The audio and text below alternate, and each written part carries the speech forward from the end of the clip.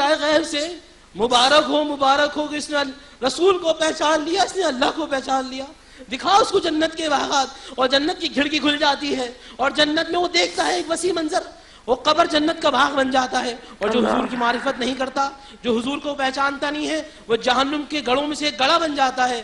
امجد بھائی آپ کو مبارک ہو، آپ کو مبارک ہو. ایمان یہ کہتا ہے، آپ نے وہ کلام سنایا ہوگا جو یقیناً حضور کو پسند ہے. بھر دو جھولی یا محمد، حضور کو پسند ہے. تاجدار مدینہ ہو نگاہ کرم، یہ وہ کلام ہے کہ جو آقا علیہ الصلوۃ والسلام قبول ہوں گی. اور ایک بات یاد رکھیے گا، قبر میں بھی بندہ زندہ، عالم ارواح میں زندہ، عالم ناسوت میں جو ہم دنیا ہے اس میں زندہ، قبر میں زندہ، اور قبر کے بعد حشر میں زندہ، حشر کے بعد جنت میں زندہ.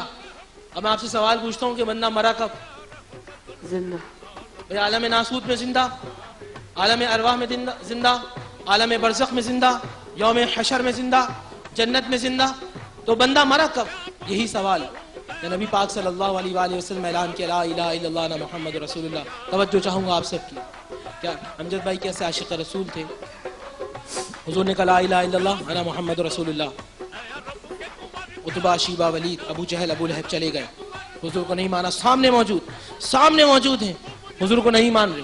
جبرائیل آئے اور کہا انک لا تسمع الموتى، اے مصطفیٰ یہ مردہ ہیں، اے مصطفیٰ یہ مردہ ہیں. اب کوئی قرآن سے سوال کرے کہ وہ تو حضور کے سامنے موجود، ابو لہب سامنے موجود، ابو جہل سامنے موجود، عتبہ سامنے موجود، شیبہ سامنے موجود، مگر قرآن کہتا ہے مردہ. قرآن نے بتا دیا جس کے دل میں حضور رہتے ہیں وہ زندہ.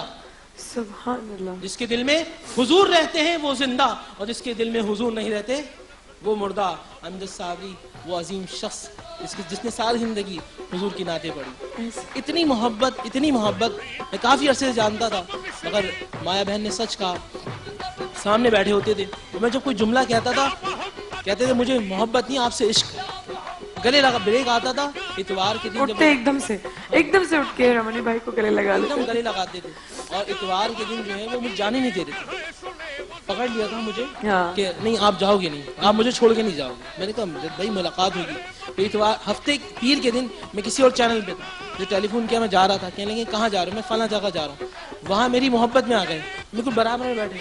اور وہ آخری کلام جو میں نے ان سے سنا وہ بھر دو جھولی، اور حضور نے ان کی ایسی جھولی بھری. رمضان ہمیشہ آتا رہے گا، میں آج ہوں کل نہیں ہوں گا، آپ ہیں کل نہیں ہوں گے، مگر حضور کی نعتیں پڑھی جاتی رہیں گی، سنی جاتی رہیں گی جب تک انشاءاللہ قیامت نہیں آئے گی. جو بھی بھر دو جھولی پڑے گا امجد بھائی کی قبر کو انشاءاللہ وہ ایسی روشنی ملے گی کہ قبر جنت کے باغوں میں سے ایک باغ ہوگا. ایک مخلص انسان، ایک ہنسنے والا انسان، محبت کرنے والا انسان، پیارا انسان. آدمی بہت ہے اس دنیا میں، آدمی بہت ہیں مگر انسان بہت کم ہے. اور انسانوں میں ایسا انسان میں نے کبھی نہیں دیکھا کہ جو محبتیں بانٹتا ہو.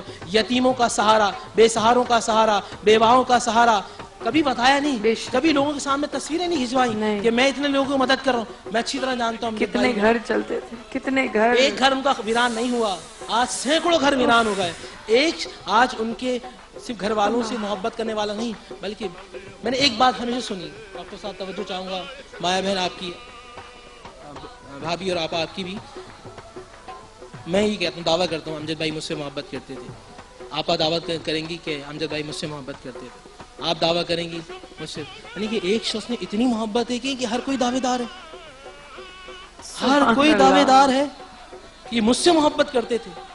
میں جس ٹی وی چینل پہ کل گیا، کل مجھ سے تو خیر پروگرام نہیں ہو سکا، مگر میں نے دیکھا کیمرہ مین تک لپٹ کے مجھ سے رو رہے تھے کہ رحمانی بھائی.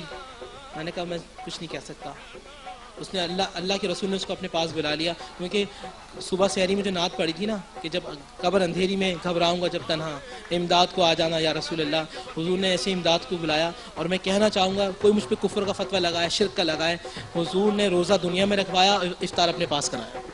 سبحان اللہ، سبحان اللہ. کل ہی ہم یہاں پر تھے بیٹھے ہوئے، ڈاکٹر صاحب بھی تھے، علامہ صاحب بیٹھے ہوئے تھے، اور ہم یہ کر رہے تھے کہ کیسے کیوں ہم کسی کے باپ، کسی کے بھائی، کسی کے بیٹے کے ساتھ اس طرح ظلم کرے کوئی. اور اسی وقت مجھے تو پتہ بھی نہیں حضرت میں کس کیفیت میں آپ لوگوں کو چھوڑ کے گئی ہوں. میرے بالکل حواس میرے قابو میں نہیں تھے، میں جس طرح گئی ہوں. بس یہی ہے کہ آپ کی امجد بھائی سے روزانہ کا ملنا، روزانہ کی ملاقات بسم اللہ الرحمن الرحیم. میں ایک شعر سے شروع کرتا ہوں. بات چیت کسی کا ہے مگر چونکہ امجد بھائی کے حوالے سے اس وقت صادق آ رہا ہے. کسی نے کہا کہ زمانہ بڑے شوق سے سن رہا تھا, ہم ہی کہہ گئے, ہم ہی سو گئے داستاں کہتے کہتے. تو امجد صابری بھائی کو اللہ تعالیٰ نے جس وقت اپنے پاس بلایا ہے, یہ ان کا مقام عروج تھا. آپ جانتے ہیں اور سب جانتے ہیں کہ اللہ نے ان کو جو شہرت اس وقت عطا فرمائی تھی وہ عالمی شہرت تھی. بے شک. اور ہر بندہ ان کو ان کے فن کے حوالے سے جانتا تھا, ان کی محبت کے حوالے سے جانتا تھا. اور میں جب سے اس پروگرام میں آ رہا ہوں روزانہ ان سے ملاقات ہوتی رہی, بات چیت ہوتی رہی, سلام دعا ہوتی رہی, اور میرے برابر میں بیٹھا بھی کرتے تھے. مسکرا کر ملنا یہ میرے خیال میں ان کی عادت رہی ہے, اس لیے کہ جب وہ قوالی بھی پڑھتے تھے بہت خوبصورت کہا, تو میں نے عادت دیکھا رہی کہ ہے. وہ مسکراتے ہوئے ہی سبحان پڑھتے اللہ. تھے. یعنی کہ ہوتا کسی کی عادت بن جاتی ہے, اور یہ بہت اچھی عادت ہے کیونکہ حدیث پاک میں ہے کہ مسکرا کر ملنا بھی صدقہ ہے, نیکی. سبحان اللہ. کسی سے مسکرا کر ملنا نیکی ہے. تو میں سمجھتا ہوں کہ امجد بھائی جو ہے وہ ہر وقت یہ نیکی حاصل کرتے رہے ہیں بے شک. کہ جب جس سے ملتے رہے سلام کرتے ہوئے مسکرانا, بات چیت کرتے ہوئے مسکرانا, قوالی پڑھتے ہوئے مسکرانا. تو اس کا مطلب یہ ہے کہ اللہ تعالیٰ نے ان کو یہ صفت عطا فرما دی تھی کہ تم جس سے ملو مسکرا کر ملو. آج وہ مسکرا کر ملنے والے اس دنیا سے گیا ہے تو سب کو رلا رہا ہے کہ لوگ رو رہے ہیں اس کے لیے. اور یہ کسی کے مقبولیت کی ایک بڑی دلیل ہوتی ہے کہ ایک زمانہ اس کے جانے پر رو رہا ہو. ابوالکلام آزاد نے ایک جگہ اپنی کتاب میں لکھا ہے کہ پدرم سلطان بوت, ایک مقولہ ہے کہ کوئی کہتا ہے کہ میرا باپ سلطان تھا اور وہ اپنے باپ کی وجہ سے پہچانا جاتا ہے. میں یہ کہتا ہوں کہ آج امجد صابری کو اللہ تعالیٰ نے جو مقام عطا کر دیا تھا وہ تو ایسا مقام عطا ہو گیا تھا کہ ان کی وجہ سے ان کا گھرانہ جانا پہچانا جا رہا تھا اس وقت. ایسا ہی. پھر ایک بات اور اہم ہے کہ ان کے گھرانے کو اللہ تعالیٰ نے جو ایک نسبت دی تھی وہ بہت بڑی عظیم نسبت تھی. ہندوستان کے مشہور صوفی بزرگ حضرت علاء الدین صابر کلیری رحمہ اللہ سے ان کو ایک نسبت تھی طریقت میں, اس لیے وہ صابری گھرانہ کہلاتا ہے. سبحان اللہ. حضرت صابر کلیری کے حوالے سے. اور اب آپ یہ دیکھیے کہ امجد صابری نے خود یہ کہا تھا کہ مجھے بچپن سے میرے والد صاحب نے تربیت کے لیے چن لیا. اور اب بتائیے 9 سال کی عمر تو بہت چھوٹی عمر ہوتی ہے. میں اپنے بارے میں بتا رہا ہوں کہ جب میں 9 سال کا تھا تو میرے والد ماجد نے مجھ کو اس دین کی تربیت کے لیے منتخب کر لیا تھا. تو جب میں نے 9 سال کی بات سنی تو مجھے یاد آیا کہ ان کی بھی وہی عمر ہوگی جیسی کہ میری عمر تھی, 9 سال کی عمر, کہ اس وقت وہ تو بچہ ہی ہوتا ہے. مگر اس وقت, اور بات کتنی پاکیزگی کی آئی ہے کہ وہ کہتے ہیں کہ مجھے وہ تہجد کے وقت اٹھایا کرتے تھے, اور جب وہ سکھاتے تھے یہ جو راگ سکھایا کرتے تھے تو وہ راگ کے لیے کہا کرتے تھے میرے والد کہ چونکہ اس کا ایک خاص وقت ہے اسی لیے اس وقت میں تمہیں اٹھاتا ہوں, وضو کر کے تہجد پڑھو. اور تہجد پڑھنے کے بعد وہ ان کو تربیت دیا کرتے تھے. فتوی صاحب, اس وقت ڈاکٹر صاحب نے بات بتائی ہے اس پر وہ والی روشنی انہوں نے وہاں ڈالی ہے جہاں امجد صابری یا صابری خاندان کا سلسلہ شروع ہوا. یہ بھی تو محبت ہمیں پتہ ہونی چاہیے کہ ہم جس شخص کو صابری کے نام سے جانتے ہیں, جس شخص سے امجد صابری جسے ہم اتنا عشق کرتے ہیں, وہ سلسلہ آیا کہاں سے.